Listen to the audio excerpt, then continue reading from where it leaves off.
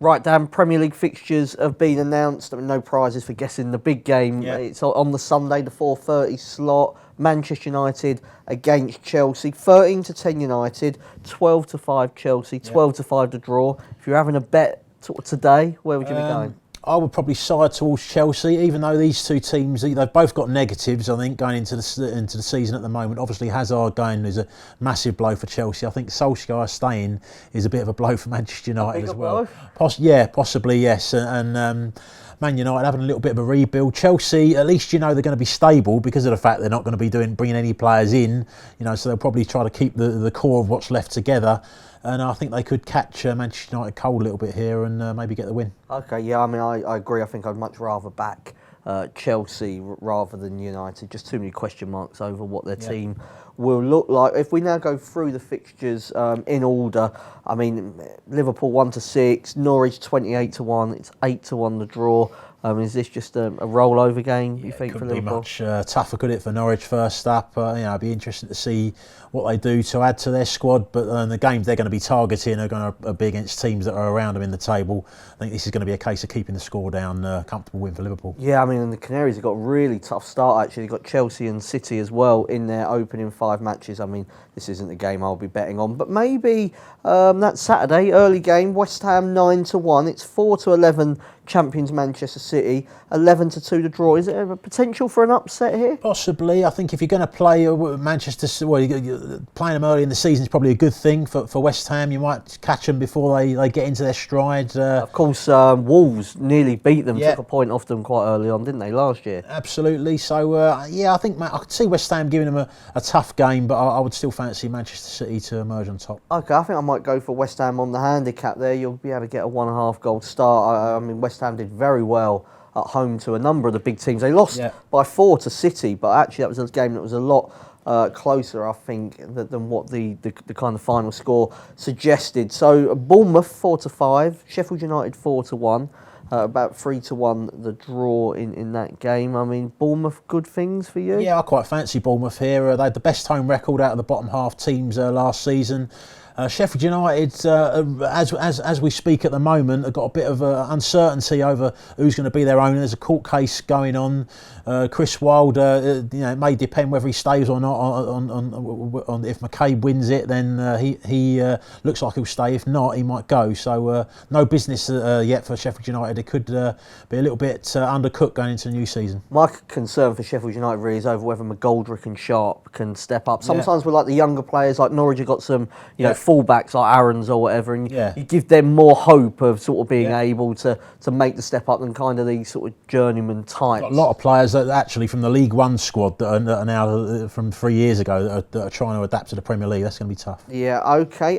Burnley versus Southampton. So it's Burnley narrow favourites, 17-10, 11-5 to draw, 2-1 Saints. I was all over Southampton for most of last season, really. I thought Hassan Hutel just improved them out of all recognition, and I think they'll kick on again. And I think Burnley maybe a little bit lucky to stay up last season. They just went on a couple of golden periods, really, but for large parts, I had them down as playing like a relegation team. I think Southampton probably draw, no bets, a bet for me. Yeah, I fancy Southampton here. I would make them, in my mind, slight favourites to win this game. So, if you can get odds against draw, no bet Saints. And Tarkowski's been linked with a move elsewhere, which would obviously be a big blow for Burnley. Then another game that's pretty much a pick-em, got 9-5 Palace, 7-4 Everton, 5-2 the draw. What are you thinking? I would edge towards Everton here. I think they'll do well next season. Finished last season really well. Palace had their problems at home last season, got a lot of their best results away from home. Still a counter-attacking team, and doubts as we sit here now whether Zaha will still be there. So and Wan-Bissaka as well, potentially off to Manchester United. I mean, if they lose those two, would be big money, but you'd have to say they'd be two of their best players, and then you'd maybe be fearing for Palace. Interesting game. At the moment, it's scheduled for a Saturday. Leicester 7-5, Wolves 21-10, 11-5 to draw. But a fair chance that Wolves will be in Europa League action, and so this could be moved to the Sunday. The Europa League, a good thing for Wolves this early on in the season, or a bad thing in your opinion? No, I think generally teams that have to take part in qualifying, it does affect their league form. So I think it's a good time for Leicester to play Wolves here. Looking at the prices, Leicester finished last season really well under Brendan Rodgers. I'd want to be with with them in this game. Who finishes higher next season, Leicester or Wolves, in your opinion? I would go towards Leicester, partly because of the Europa League factor and partly because Leicester are an improving team. Okay, I haven't got a massive opinion on this game, I have to say. I think I'll be swerving it. It's Watford even money, 7-2 Brighton. Of course, under Graham Potter now, 5-2 the draw. I know you're a Watford season ticket. I don't like backing them. There's a bit of evens around. There's plenty of odds on. I don't like backing Watford at sort of the shorter prices. I think Potter could improve Brighton. No guarantees on that, but I like his style of football, so I'd maybe be edging towards a lay of Watford here.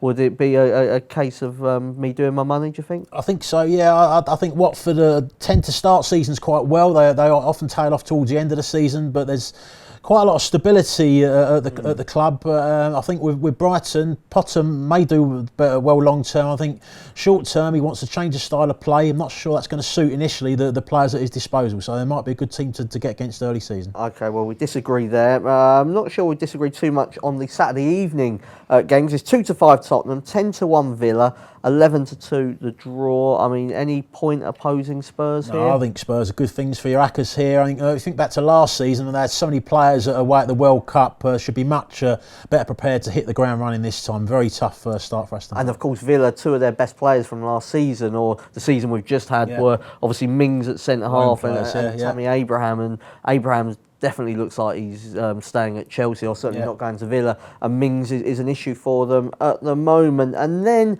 probably the most intriguing game, I suppose, it's that Sunday 2 o'clock match, because we've got Newcastle 11-4, Arsenal around about the 11-10 mark. Some bookmakers do make them odds on, 5-2 the draw. Obviously Newcastle are subject of takeover rumour at the moment. I mean, Rafa Benitez, if you believe some papers, on the verge of walking out, even if they do get taken over.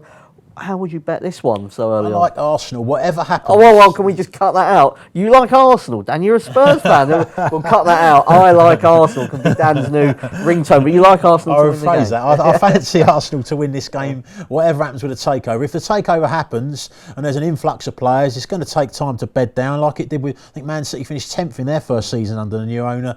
If it doesn't happen, there's going to be such a negative vibe around the club as well that's going to be bad news for them. So I think Arsenal could be a good bet here. Okay, just finally on that one, yes, no, Rafa Benitez to start next season as Newcastle manager? No.